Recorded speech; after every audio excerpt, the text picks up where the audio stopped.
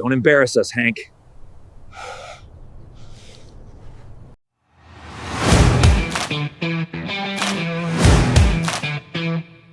At my son's birthday, my daughter-in-law handed me a nursing home brochure and said, "You should leave now." Right in front of the whole table. Friends, co-workers, even my grandson holding his new Hot Wheels set. She smiled like it was a joke, but her eyes, dead serious, like she was taking out the trash. Before we continue, if this story stirs something in you, betrayal, rage, injustice, subscribe to the channel, like the video, and drop a comment. These stories matter, and you're not alone. My name's Frank Delaney. I'm 67 years old, from Columbus, Ohio. Used to work the line at the old Ford plant, back before they shut it down. Retired now. Spend my mornings fishing near Buckeye Lake Marina. Just me, a thermos, and the fog lifting off the water. Or at least I did. That birthday dinner was supposed to be simple. I'd chipped in for the venue, $640, split between the bounce house and the food truck Sarah insisted on. Didn't even blink. Told her I wanted things nice for my grandson. I even brought him a set of vintage model cars I'd kept boxed for 30 years. "You saved these?" my son asked. I nodded. He smiled. That was the last real moment I had with him. The brochure slid across the table like a knife. "Red Maple Senior Living," it read. On the back, "Safe, quiet, out of the way." I didn't say a word, didn't shout, didn't cry, just folded it once and slipped it into my coat. But that was the moment I started remembering things I'd chosen to ignore. A few months earlier, my mailbox started coming up dry. Social Security letters, Medicare updates, missing. I'd walk out in the cold Ohio morning, breath fogging, robe flapping in the wind, and find only junk coupons. When I asked my son, he just shrugged. "Maybe it's slow this week, Dad." His tone was light, almost rehearsed. He didn't even look up from his phone. I remember standing there, fingers tightening around the empty envelopes I'd been holding. Something about the moment feeling off, like a chair slightly tilted under you. Then there were the accidents. Little things that at first you write off. My name missing from the family Christmas card. A group vacation I was too old to enjoy. Or the time I walked into the kitchen and they stopped talking. Instant silence, like someone had hit pause on a movie. I laughed it off then, pretended I didn't notice. But inside, a small, stubborn voice whispered, "Something's happening here." I paid attention after that, quietly.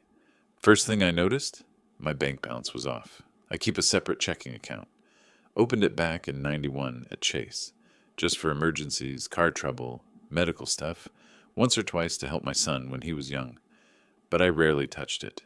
On February 9th, there was a $4,800 withdrawal. Then another, $200. 2 weeks later, I hadn't spent a cent. I remember the teller's perfume, powdery and sweet. When she slid the printed statement across to me, the paper felt heavier than it should have. When I saw the signature, my throat went dry. It looked like mine, but tighter, more slanted. The kind of imitation you do when you're scared of being caught. Someone had traced me. Badly.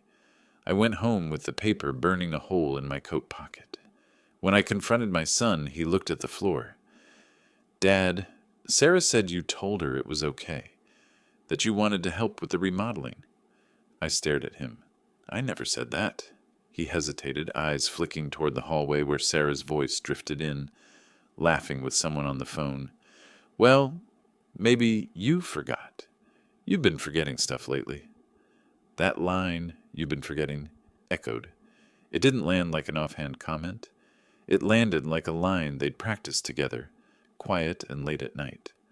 I felt a cold ripple slide through me. That was the moment I realized something deeper was happening. They weren't just using me. They were preparing to erase me. I started digging. In my garage sits an old Sears shoebox, blue lid, scuffed from decades of dust. Inside, every important paper I've ever owned. Wills, deeds, bank letters, power of attorney. My wife used to tease me for keeping everything, but she also said, Frank, you never know when you'll need proof. I pulled it down that night, sitting cross-legged on the cold cement floor, a single bulb humming overhead. I sifted through brittle envelopes and yellowed photocopies. There it was, the limited POA I'd signed over to my son in 2019 after my knee surgery, just so he could pay bills while I was under anesthesia and recovering. I'd never revoked it, and I never imagined he'd use it against me. The next day, I drove to see Red Maple Senior Living. It was a gray building off Route 40. Boxy, flat, with windows that looked like they'd stopped trying, a parking lot half filled with dented sedans and one lonely shuttle bus idling. Even the air felt stale there, like waiting rooms and disinfectant. Inside, a receptionist smiled politely over a beige counter. Her name tag said, Darlene. I asked if my name had been submitted. She tapped a keyboard, screen light reflecting in her glasses. Oh yes, Mr. Delaney. Your daughter-in-law spoke to our intake nurse last week. She even scheduled a tour. My hands went cold. I managed a thank you, turned, and walked back out to the car. The winter wind hit me, sharp as betrayal. Back home, I logged into my bank account online. Buried deep in the security settings, I found it. Sarah's name on an email alert. She'd changed the contact info, updated the mailing address to hers. That's why my mailbox had gone quiet. This wasn't an accident. This was premeditated. I sat in my recliner that night. The house felt hollow without my wife. I thought about how she would have handled this, how she'd have stormed into Sarah's kitchen, slammed her palm on the counter, and demanded answers. She used to say, "People don't betray you." Suddenly, they prepare. Sarah had prepared well. She'd poisoned my son with quiet, patient suggestion, made him believe I was slipping, made him think that pushing me out was protecting me. But the money told the real story. I went back 3 months in bank statements. In that time, over $9,600 had been siphoned. The charges were sly, split across interior design supply stores, Venmo transfers, Uber Eats, and a weekend stay at a spa in Cleveland. On March 12th, Sarah had purchased a $799 executive leather chair, charged it straight to my account, shipped to her business address. I printed every page until my old HP wheezed and smelled like hot ink. 3 thick folders. Next, I called a lawyer, not a billboard lawyer, a quiet, meticulous one, Howard Garrison, a friend from my factory days. We met at a diner off Broad Street, the kind of place with cracked vinyl booths and coffee that tastes like perseverance. Howard didn't charge a dime for the refills. I slid the folders across to him. He flipped through page after page, brow tightening, sighing slow. "This isn't elder neglect, Frank," he said finally. "This is elder fraud, and it's provable." That's when something changed inside me. Not just anger, something colder, purpose. Back home, I took down every folder from the metal shelf. My wife's death certificate, our marriage license, the home deed I'd foolishly added my son to during my recovery. Just in case, I told myself then, just for peace of mind. I now understood. Peace of mind is for men who haven't been betrayed. The next morning, I drove to the Franklin County Clerk's office. The building smelled like paper and coffee grounds. I filed a dispute of deed form, hands shaking only once while signing, then requested a full property records pull, $12 fee. What I found made my stomach turn. Sarah had already spoken to a realtor, requested a home valuation under my son's name alone. They were planning to sell my house, not next year, not someday, now. I didn't tell anyone what I knew, not yet. Instead, I began preparing something they'd never expect from the quiet man in the back of the room. Evidence, chain of custody, dates, times, locations, the kind of proof that holds up in court and tears down facades. That Friday, Sarah hosted another dinner, some fundraiser planning thing. I showed up with my usual bag of potato salad and a quiet smile. Her house smelled like candles and expensive detergent. Guests laughed in the dining room. Sarah floated between them like a queen. She kissed me on the cheek, like everything was normal, like she hadn't already packed my future into a room with plastic chairs and a fall risk wristband. But I knew something she didn't. I'd already scheduled certified mail packets to go out on Monday. One to my son, one to Sarah, one to her business licensing board, one to the bank fraud division, and one to myself, so no one could claim forgery. As I left the party, Sarah caught my arm. "You've been really generous lately, Frank." I met her eyes, held them, and smiled. "You have no idea." The next morning, I sat at my kitchen table with a mug of coffee gone lukewarm, eyes glued to the USPS tracking page on my laptop like it was the scoreboard of the most important game of my life. Each green sticker represented one of the certified letters I'd sent out the day before. Every envelope labeled, every address double-checked. My hand had cramped, filling out those little return receipts, but now each one felt like a fuse already lit. One envelope to Sarah's business address, the same place she'd used to bill me $320 for scented candles and a box of faux marble coasters. Items I'd never seen, never ordered, never wanted. She'd thought that account was her quiet well of money. She was about to learn it wasn't bottomless. By 10:13 a.m., the first delivery pinged. A tiny green bar turned to "Delivered," signed for by S. Delaney. I leaned back, a low exhale escaping before I realized I'd been holding my breath. Good. Step 1, done.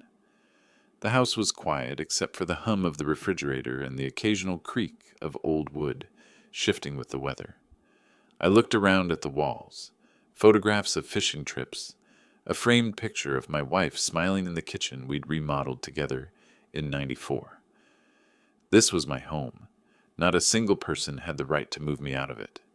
Later that day, I dialed the property assessor's office. The hold music was tinny and too cheerful for the conversation I was about to have. A clerk answered, voice tired but polite. "Franklin County Assessor's Office. This is Brenda."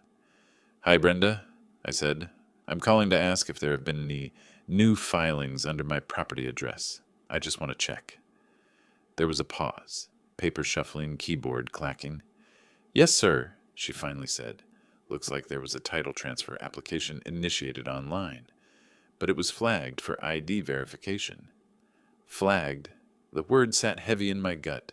Someone, Sarah, had tried to push a transfer through again, even after the birthday dinner, even after the brochure slid across the table like an eviction notice.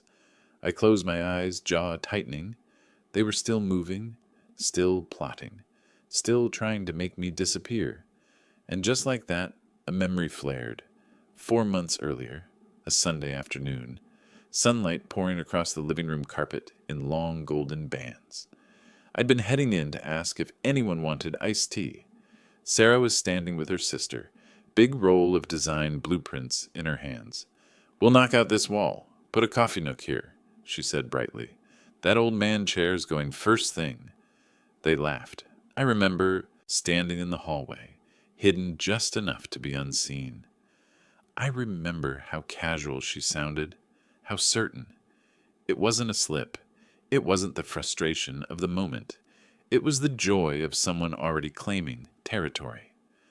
That day, I'd swallowed my hurt and backed away, told myself not to make trouble, told myself family harmony mattered more than pride.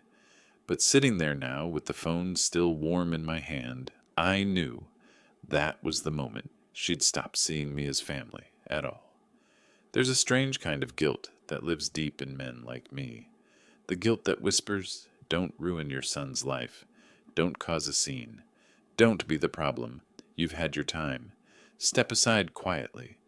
But that guilt isn't love, it's control. And I was done being controlled. That evening I found my son out back, hunched over the porch rail with a scraper in one hand and a half-empty beer sweating on the steps beside him. The sky was fading to purple. A mosquito buzzed in my ear, and the smell of paint chips and damp wood filled the air. I sat down on the top step. Let the silence hang long enough for him to know I wasn't just there to chat about the weather. "Son," I said quietly, "when was the last time you checked the balance on my Chase account?" He glanced over, brow furrowing. "I don't know. Why?" I reached into my coat pocket and pulled out a folded paper, smoothed it across my knee, and slid it toward him. The statement showed a Venmo transfer to Sarah's business, tagged Consulting. Another line glared back. $980 for luxury bedding. He stared at it, shoulders stiff. "I'm not asking for the truth," I said, voice low but steady. "I'm giving you a chance to stop lying." He didn't move for a long time. His jaw clenched, once, twice. Finally, his voice came out small. "She told me you gave permission. Said you didn't want to be in charge anymore." I nodded slowly. "And that's what you wanted to believe." He looked away, eyes shining but refusing to meet mine. A long silence stretched between us, filled with crickets and the faint creak of the house settling. I left him with the papers and walked inside. My hands were shaking, but not from fear, from something colder, determination. Later that night, my voicemail light blinked. I pressed play. Sarah's voice came through, flat, calculated. "Hey, Frank, I saw the mail today. Not sure what this is about. Can we talk tomorrow?" She never called me Frank, always Dad, sometimes Pops. Old man when she wanted to seem playful. Now it was just Frank, cold, distant. I didn't call back. Instead, I sat at my desk, pulled a fresh manila folder from the drawer, and labeled it in thick black marker. Final proof. Inside, I placed the power of attorney revocation, stamped and filed that very morning. A notarized affidavit swearing I never authorized the financial transactions. The reversed deed request, now marked in review. A copy of the identity theft report I'd filed at the precinct. Each document slid into place with a satisfying weight. Each one a brick in the wall I was building between their lies and my life. The next week I drove to Buckeye Lake. It was early, cool mist hugging the water. The air smelled of wet earth and faint gasoline from distant boat motors. I sat on the same weathered bench where I'd once taught my grandson to skip rocks. Watched the ripples spread and fade across the surface. I thought about birthdays, Christmas mornings, all the thank yous I'd never asked for but quietly cherished. I thought about the way my son used to run into my arms after a Little League game, sweat and dust on his cheeks. And I thought about Sarah, standing at that birthday table, brochure in hand. "You should leave now." She thought I had nowhere to go. She thought my silence was surrender. She didn't know it was the sound of a hammer being cocked back. The tension broke on a Thursday. Sarah had planned a networking brunch at her studio, a glossy affair with small business owners, decorators, and Instagram influencers who thought she hung the moon. I showed up uninvited, wore my best flannel and clean jeans. In one hand, a clipboard. In the other, a fat manila envelope. When Sarah opened the door, her smile was polished, but her eyes flickered, just for a second. "Frank, this is a surprise." "Not really," I said, stepping past her before she could block me. The room smelled like pastries and perfume. Guests were sipping champagne, laughing about aesthetic palettes and accent walls. The kind of scene I'd once thought harmless. I tapped a fork hard against a glass. The sharp ring cut through the chatter like a blade. Heads turned. "Afternoon, folks," I said. "Won't take but a minute. I'm Frank Delaney, the man who paid for the studio you're standing in." A few polite chuckles fluttered through the room. Then confusion began to ripple. I held up the envelope. "Sarah, I figured your business partners might want to see the receipts you charged to my account. $799 for a leather chair, $680 for a designer rug, $248 dinner in Cleveland. That's not entrepreneurship, that's theft." A collective hush fell. Eyes darted from me to her and back again. Sarah's face drained, lips parting before she recovered enough to paste on a weak smile. "Frank, let's not do this here." I cut her off, voice sharp but calm. "You already did. You just thought I wouldn't notice." I turned to the room. letting my gaze sweep across them. And if anyone's wondering, yes, I've filed the fraud report. And yes, this property is under dispute with the county. So if you've given her deposits for design work, you might want to check your contracts. A murmur rose. Someone pulled out their phone and started recording. I walked over and handed a neat stack of printed receipts to a woman filming. Don't worry. It's all certified. Sarah followed me into the parking lot, heels clacking on the pavement like gunshots. You're ruining everything, she hissed, voice shaking. I turned slowly. No, Sarah, I'm just putting your name on what you already did. She lunged forward, trying to slap the papers from my hand. I didn't flinch. There's a certified copy with the Ohio Attorney General's office, I said quietly. You can destroy these all you want. Her face twisted. Anger, fear, maybe both. But she didn't touch me. I got in my truck and drove home under a sky the color of steel. My hands trembled on the steering wheel, not from weakness, but release. That night, my son showed up at my door. No Sarah, just him. He stood there for a long second before coming inside, looking smaller somehow, like someone had let the air out of him. We sat in the living room, the only sound the ticking clock on the mantel. 10 minutes passed before he spoke.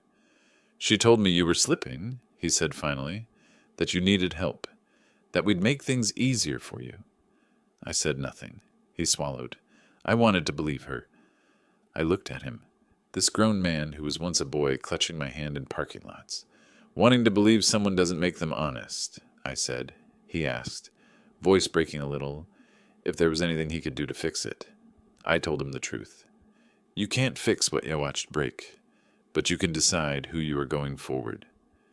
He nodded once, slow and heavy, eyes glassy. The next morning, the mail carrier brought an envelope from the Franklin County Title Office. Inside was a letter confirming the revocation of the joint deed. House title reverted, full legal ownership restored to me, stamped, signed, certified. I sat there holding it, the paper cool and crisp in my hands. For the first time in months, my chest felt a little lighter. That evening the phone rang. Sarah's number. I answered. Her voice was a storm, screaming, spitting words. You ruined my business. Do you know what people are saying about me? You're senile. You're crazy. I let her rage burn itself out, the sound small against the quiet of my house. When she finally paused for breath, I said 4 calm words. Send it in writing. And then I hung up. The next week stretched out like a long hallway where every door was shut. Quiet. Too quiet. No calls. No texts. No sudden knocks on the door. Sarah simply vanished from my daily life, and that was somehow worse than her anger. It told me something dangerous. She wasn't done. She was planning. And people who plan in silence are the ones you need to fear most. I took the silence as a warning. Changed every password I had. Email, banking, Social Security. Locked my credit at all 3 bureaus. Froze the old Chase account. Then I walked into a Huntington Bank branch. The smell of printer ink and carpet cleaner heavy in the air, and opened a brand new account, under a trust, this time. Asked the manager to flag any transaction above $100. Even changed the locks on the front and back doors. The metal felt cold in my palm as I screwed in the new deadbolt. My son still had a key, though, for now. Each little action felt like stacking sandbags before a flood. On Tuesday, the first ripple came, a black Ford Explorer. Tinted windows, no front plates. It idled across the street for 30 solid minutes, engine humming low, lights off, motionless. I stood at the window, fingers twitching against the curtain, couldn't see who was inside. Finally, I stepped out onto the porch. The boards creaked beneath my weight. The Explorer didn't peel away. It just rolled off slow. Not scared, not hurried, confident, like someone wanted me to know I was being watched. That night, I slept with the hall light on, something I hadn't done since the week my wife passed.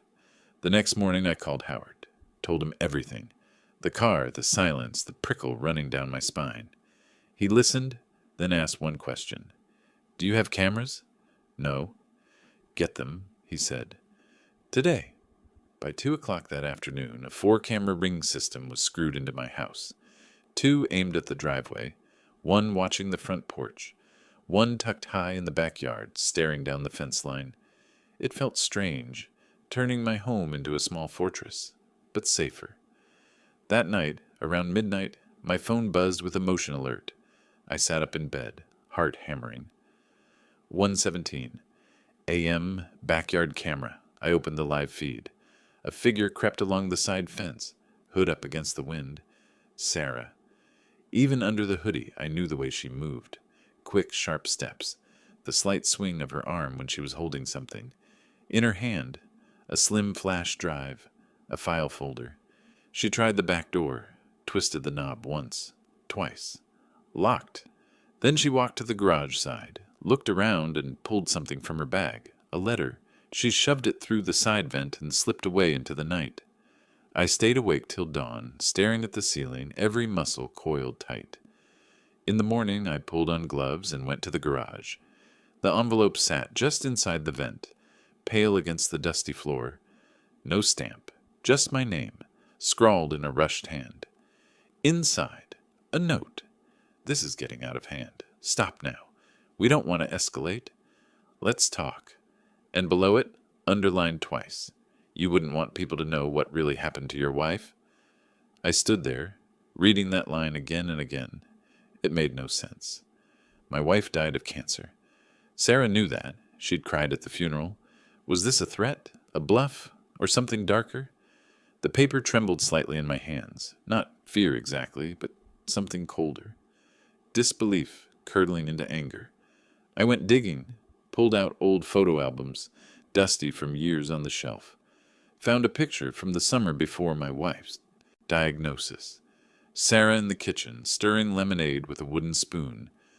My wife seated at the table, pale, tired, but smiling faintly at the camera. Nothing odd, except one detail, a pill bottle on the counter, cap off, label torn. I zoomed in until the photo blurred. It could mean nothing, probably meant nothing, but my stomach clenched anyway.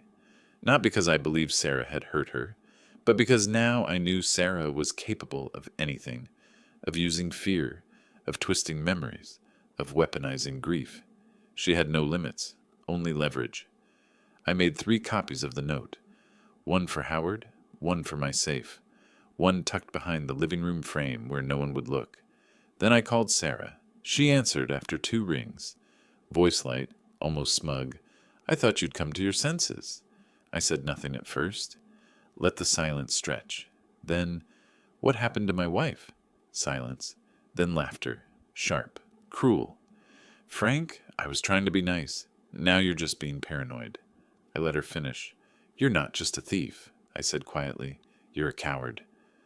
Then I hung up. That evening my phone rang again. Mrs. Larkin, my old neighbor, voice warm but worried. Frank, I thought I should tell you. I saw Sarah in your driveway last weekend. She said she was picking up some things for you. I didn't think twice. My chest tightened. What things? I asked. She had a box, red lid, said it was old files. I dropped the phone onto the counter and sprinted to the garage. The red Rubbermaid box, the one with our original will, birth certificates, my wife's old journal. Gone. The sight of that empty space hit me harder than I expected, like someone had yanked a piece of my life right off the shelf. I called the sheriff immediately, filed a police report, unauthorized removal of personal documents, emailed them the ring footage of Sarah slipping into the yard, filed a second report with my homeowner's insurance, voice trembling with frustration as I explained. Then I called the county clerk, requested another certified copy of the will, and paid the $23 fee without flinching. 2 days later, Sarah made her next move. An Instagram story, her lounging in a white office chair, swirling a mimosa like she was queen of some empire. Caption, sometimes you have to remove the rot to make room for something beautiful. No tags, no names. But the message was loud enough for me. I booked an appointment with a forensic handwriting analyst. sat in a small office that smelled of old books and printer toner, handed over the check copy she'd forged, the threatening note, and a birthday card she'd once signed for me. The analyst, a calm man with round glasses, compared strokes, slants, pressure. His verdict, 97% match, almost certain. I slid the report into my fraud evidence packet like another bullet in the chamber. Sarah was spiraling, but she didn't realize something important. The more desperate she got, the more proof she was giving me. Then came the hardest hit yet. My son. He showed up one evening, shoulders tense, eyes tired. His voice carried something new, defensiveness mixed with exhaustion. Sarah says you're trying to ruin her because she's not your real daughter. I blinked at him, stunned. What the hell does that mean? She says you always made her feel like an outsider. I leaned forward, anger rising but voice steady. She is an outsider. She married into this family, and she's stealing from it. He shook his head, gaze slipping away. I don't know what to believe anymore. I reached for my folder, opened it slowly, deliberately, showed him the camera stills of Sarah sneaking into my yard, the bank statements with forged charges, the threatening letter, but his face didn't change. Blank, numb. He didn't say goodbye when he left. The door clicked shut behind him like a verdict. That night, I pulled my wife's journal from the drawer where I'd hidden it years ago. The leather felt soft, worn from her hands. Her last entries were short, scrawled in shaky ink. One line stopped me cold. I'm worried about Sarah. She watches me too closely, even in my sleep. Dated June 14th, 2015, 2 weeks before the final diagnosis. I sat there staring until my vision blurred. Did she mean it the way it sounds? Or was it just a passing worry from a sick woman? I didn't sleep at all that night. Morning light felt harsh when it finally came. I called Detective Reyes at the precinct, told him about the threats, the stolen documents, the handwriting match. What will it take, I asked, to escalate this to a criminal case? He didn't hesitate. Get one more piece tying her directly to the accounts. Just one. I thought for a long time. Then it hit me. I went digging through the old desk drawer in the spare room, the one full of outdated chargers and phones I'd never thrown out. Pulled out my old iPhone 6, still had a bit of charge, booted it up and scrolled through iCloud backups from 2019-2021. Hours passed, my eyes burned, and then I found it. A screenshot Sarah had sent while I was recovering from knee surgery. Don't worry, I've got it handled. I'm your POA now, no stress. Attached to it was a Chase login confirmation and a security question answer. Mother's maiden name, Trujillo. That wasn't mine, wasn't my wife's. It was hers. Bingo. I sat with that screenshot for a long time. The glow of the phone screen lit the room in pale blue as morning crept through the blinds. The date, the casual little message, the security question with her maiden name typed out like it belonged to me. Every piece clicked together with a cold, perfect clarity, not a mistake, not some silly misunderstanding. Intent. A deliberate digital fingerprint tying Sarah to financial control she had never legally earned. Proof she'd slipped her hand into my life with precision and confidence, believing I'd never check. That screenshot wasn't just a picture. It was the final bolt in the door she'd been prying open for years. I printed it out, the sound of the printer grinding loud in the quiet house. When the sheet slid warm into my hand, I labeled it carefully in thick black ink. Exhibit 14, iCloud POA breach, Deck 2019. Then I called Detective Reyes. He met me the next morning at the Franklin County substation. We sat in a back booth of the precinct lobby, a low table, fluorescent lights buzzing faintly above. He wore a plain gray jacket, eyes steady and calm. I slid the folder across to him. He opened it and went page by page, reading in silence. 25 minutes passed with nothing but the soft rustle of paper.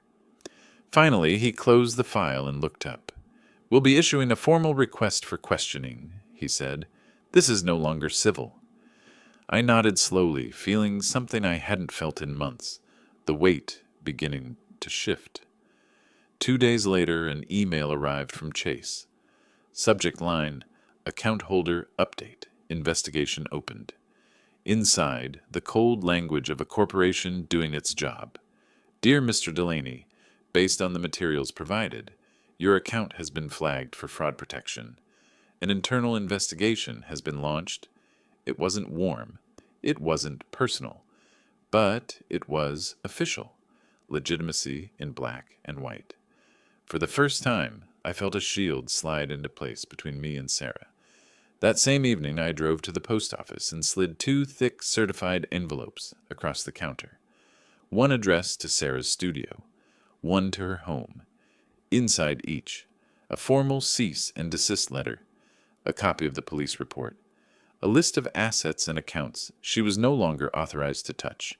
The tone was clinical, bullet-pointed, the kind of letter you open with hands that shake. 3 days passed. Silence. Then a twist I didn't see coming. A voicemail from her mother. Frank, this is Linda. Sarah's mom. Look, I don't know everything that's going on, but I raised her better than this. She's scaring me. She's spiraling. Please, do what you have to do. I replayed that message over and over, sitting alone at the kitchen table. It was the first time anyone from Sarah's side had admitted she was unraveling. That night, Sarah made her next move. She posted on her business Facebook page, due to unexpected family interference, Delaney Designs will be pausing operations until further notice. But the comments, oh, the comments. You mean because you got caught? Should have known better than to trust a thief with my deposit. Got my receipts too, sweetheart. She started deleting them fast, but screenshots travel faster than shame. By morning, the entire page was gone. I watched from my porch that afternoon as a white delivery van rolled into her driveway. Driver stepped out with a clipboard, no package. The label on the envelope he carried was, bold enough for me to read through binoculars, final notice of termination, lease agreement. She hadn't just paused the business, she'd lost the space. For a long time I sat there, elbows on my knees, breathing slow. The world didn't cheer. No parade started, but I felt something deep and quiet, justice, heavy and solid. Later that day, my son came to the house again, but this time he looked different, drained, eyes red and swollen like he hadn't slept or had been crying. He sat down at the kitchen table without asking. From his jacket pocket, he pulled an envelope. Inside were printed screenshots of text messages between Sarah and someone saved only as M. I didn't have to read far. He has no clue how to manage money. Once he's out, it's ours. Start pushing the memory loss angle harder. That way no one questions it later. I stared at the page. The words seemed to burn straight through the paper. I looked up at my son. He was shaking. And then, for the first time through this entire storm, he cried, "Dad, I'm so sorry." He said it like a man realizing the house fire was one he'd helped build. I didn't say anything right away, just reached across the table and laid my hand over his. We sat there in silence, no blame, no shouting, just the heavy understanding of a bridge broken and maybe, just maybe, starting to rebuild. The next morning, Detective Reyes called again. His voice was brisk but not unkind. "Sarah's officially lawyered up," he said, "but the DA is reviewing your file. There's a strong case for elder financial abuse charges. They want to know if you'll testify." "Yes," I said without hesitation, but then I added quietly, "Even if she walks, she's already lost what she wanted most. Her power, her clean image, her easy access to my life. Gone." Then came the press. A local outlet, WSYX 6 ABC, picked up the story from public filings. The headline flashed across my phone one morning while I drank coffee on the porch. "Columbus woman under investigation for alleged elder exploitation scheme." Her name wasn't in the title. But inside the article, court records. Her photo, scraped right from Facebook. Her business, linked and tagged. Within hours, it spread. Old friends from the Ford plant called. A cousin in Toledo left a voicemail. Everyone said the same thing. Good. Someone finally said something. Sarah tried damage control. She posted a statement on LinkedIn. Allegations are not facts. Family disagreements shouldn't be played out in the media, but no one cared. If anything, it made things worse. One by one, former clients stepped forward in the comments. Refunds that never came. Design jobs she abandoned mid-project. Furniture paid for and never delivered. Turned out I wasn't the only one she'd preyed on. She was a serial manipulator. Then came the final nail. An email from the Ohio Interior Design Council landed in my inbox late. One afternoon, we have suspended Sarah Delaney's license pending investigation into alleged financial misconduct. A hearing will be scheduled within 60 days. I printed it out, taped it to the fridge, didn't text anyone, didn't post, didn't celebrate. Just stood there in the kitchen, letting the hum of the refrigerator fill the silence, the weight of it all finally starting to lift, piece by piece. That night, I sat at my desk and wrote a letter, not to Sarah, not to my son, to my wife. I wrote slowly, pen scratching against the paper, each word pulled from the deepest part of me. You always saw people for who they were long before I did. I thought kindness was enough to earn loyalty. I thought silence was strength. But I know now, being quiet only feeds the ones who take. I wish you were here. I wish you could have seen me fight back, but I felt you beside me the whole time. I hope you're proud. When I finished, I folded the page carefully, like something fragile. Placed it inside her old jewelry box, the one with the small silver clasp, closed the lid, locked it, and for the first time in a long while, I felt safe in my own home. The official charges came on a Friday. No knock on the door, no drama, just a uniformed courier stepping onto my porch with a stiff, tan envelope that required a signature. I signed without a word. Inside, 4 felony counts.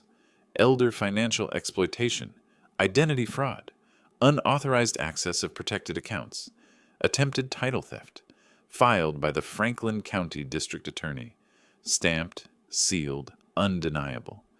The irony wasn't lost on me. Sarah had tried to bury me with paperwork, forms, forged signatures, false filings. Now it was paperwork that cracked her facade wide open. I didn't go to the arraignment, didn't feel the need to stand in that room or breathe the same air. My work was done. The rest, courtrooms, lawyers, slow public unraveling, wasn't mine to manage. But I did watch the county live stream later, sitting in my recliner with the blinds half drawn.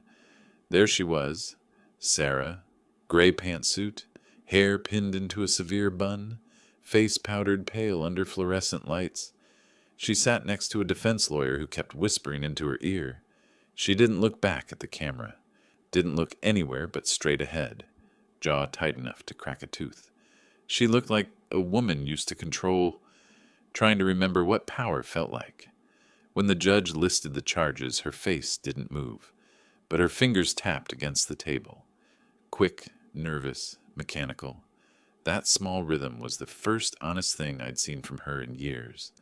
The prosecutor requested an asset freeze. Motion granted.